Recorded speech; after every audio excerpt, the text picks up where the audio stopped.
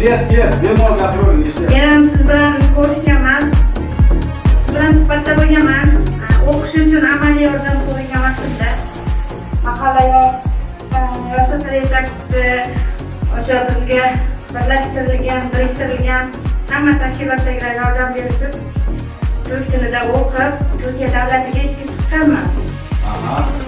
Davlatimizga qaytib, shu birlashganga qaytib uyingizga kelsangiz, men sizga albatta yordam beraman. Yer masalasida umuman muammo bo'lmaydi. Keyin yana imkoniyatlar berilyapti. Hozir prezidentimizning qarorlariga asosan siz o'sha aytayotgan boyagi texnologiya asosida qilinadigan ekinni sug'orish tizimi tomchilatib chiqargan bo'lsangiz, unga ham subsidiyalargacha bergizyapmiz.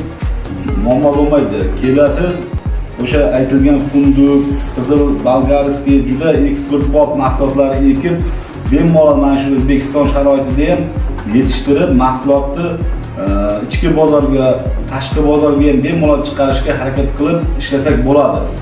Albatta kelsangiz, men bilan gaplashasiz, men sizga yordam beraman.